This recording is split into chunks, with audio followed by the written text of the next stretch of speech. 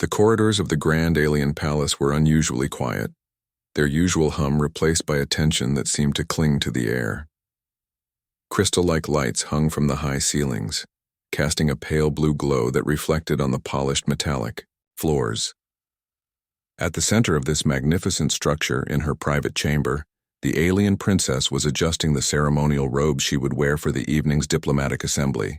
Her movements were precise, her long, slender fingers brushing over intricate patterns woven into the fabric, each symbol representing centuries of tradition.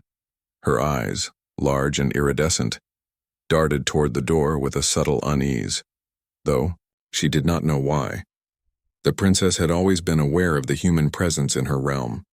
Humans were regarded with a mixture of fascination and skepticism by her people. Stories of their unpredictable courage, ingenuity, and resilience were widespread across star systems, and yet she had never expected one to appear unannounced, in her private quarters, especially in the heart of the palace, which was protected by layers of security systems designed to detect even the faintest intrusions. He entered without warning. One moment the room was empty, the next a human figure was standing near the threshold, unarmed, unguarded, yet exuding a calm authority that seemed impossible for any being to ignore. His uniform was plain but sturdy, designed for practicality rather than ceremony, and his presence filled the chamber in a way that demanded attention. The princess's breath caught, her surprise evident. Her body stiffened, her tail coiling slightly as if instinctively defending herself.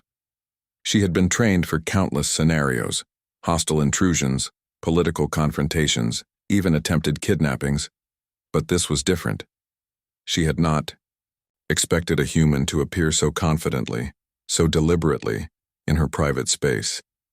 The stories were true, she thought, about their fearlessness, but seeing it firsthand was another matter entirely.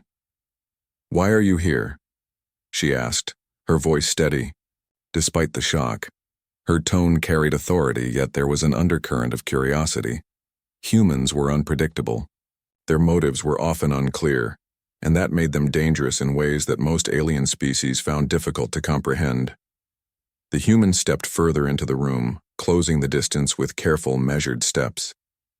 "I came because it was necessary," he said simply. His voice was calm, even gentle, but there was an unmistakable strength underlying every word. "There are things happening that you need to know about, things that could affect not just this palace, but the entire star system." Her eyes narrowed. Diplomacy, she reminded herself, required patience and composure. She had been trained to listen first, to analyze second. Yet the instinctive part of her, the part that knew the fragility of life and the weight of responsibility, could not ignore the sudden sense of urgency radiating from him.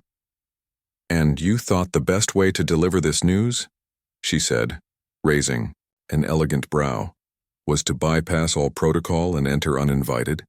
The human allowed himself a small smile, one that did not quite reach his eyes. Sometimes protocol delays action. Sometimes waiting for permission costs lives. The princess felt a shiver run down her spine. Humans were reckless, and yet there was a method to their apparent chaos. She remembered the stories of human soldiers who had single-handedly turned the tide in wars where entire fleets of her people had failed. Their courage was almost legendary, and now she was witnessing it not on the battlefield, but here, in the quiet heart of her palace. "Explain," she commanded. He nodded, his posture unwavering.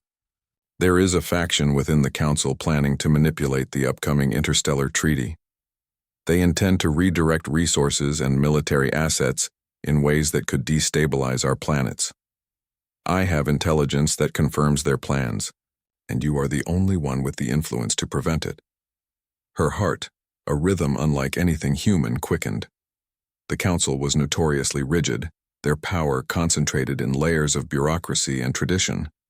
To challenge them required not only authority but courage, a courage she had not yet seen in many of her advisors. And now, standing before her, was a human who seemed to carry both courage and clarity in equal measure. "How did you obtain this information?" she asked, her voice softer, a trace of genuine curiosity mingling with suspicion. "I have my sources," he replied. Trust is not given freely in situations like this. It is earned through action. The simplicity of his statement struck her.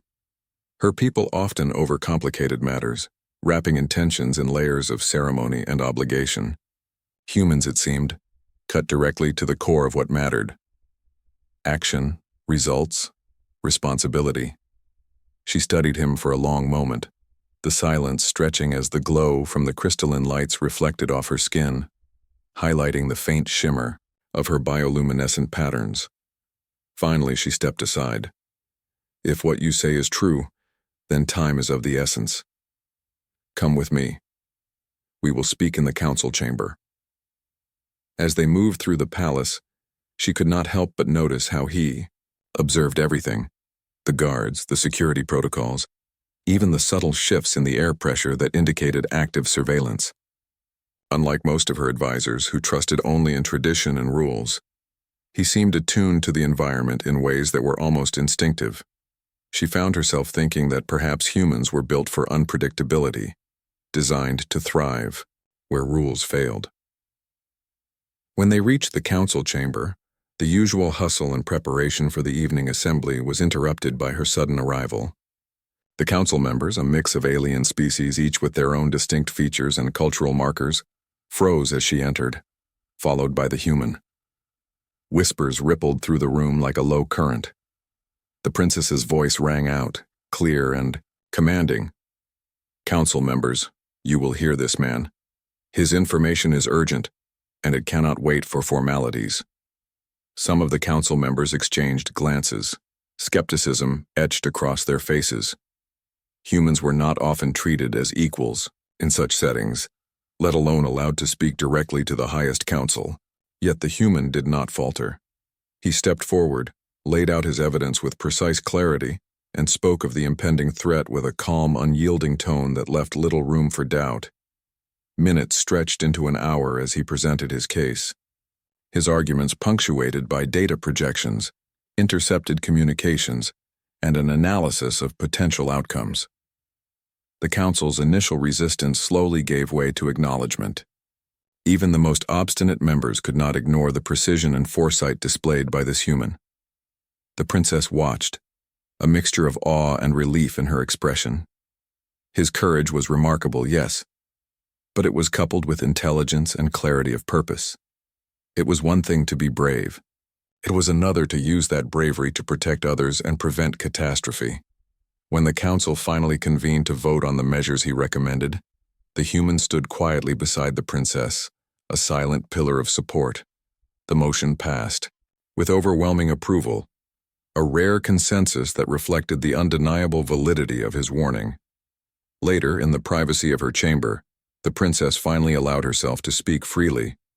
I must admit, she said, her voice carrying both wonder and amusement, I did not expect a human to enter my quarters unannounced, let alone be the catalyst for such a decisive council decision. The human smiled faintly. I did not come for recognition. I came because it was necessary. You are responsible for more than just this palace. You are responsible for countless lives across multiple worlds. Waiting for permission would have been a risk too great. She nodded, her thoughts racing. There was a simplicity in his reasoning that contrasted sharply with the intricate web of politics and tradition she had grown accustomed to. Perhaps that was what made humans so remarkable, their willingness to act decisively, guided by conscience rather than ceremony. As he prepared to leave, the princess felt a strange sense of gratitude tinged with curiosity. Will you return? She asked. Humans were unpredictable and their presence was often fleeting, yet she sensed that he was not the kind to disappear entirely. I will return if needed, he replied, but for now your people are in capable hands. The princess watched. As he departed, the corridor swallowing his figure in the same quiet way it had concealed his arrival, she allowed herself a small, almost imperceptible smile.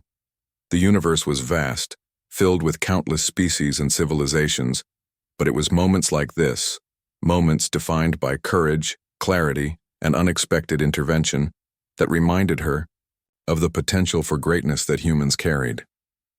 In the following weeks, the Council's actions under her guidance prevented the destabilization that had threatened their worlds. The humans' intelligence had set a chain of events in motion, leading to reforms and strategies that strengthened alliances and ensured security. His unanticipated visit had left an indelible mark on her, not just as a leader, but as an individual, capable of recognizing and valuing courage when it appeared, even in the most unexpected forms.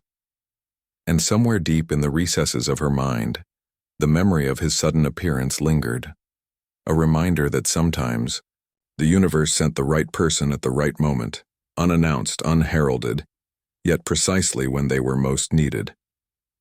In the quiet of her chamber, the alien princess often reflected on that day.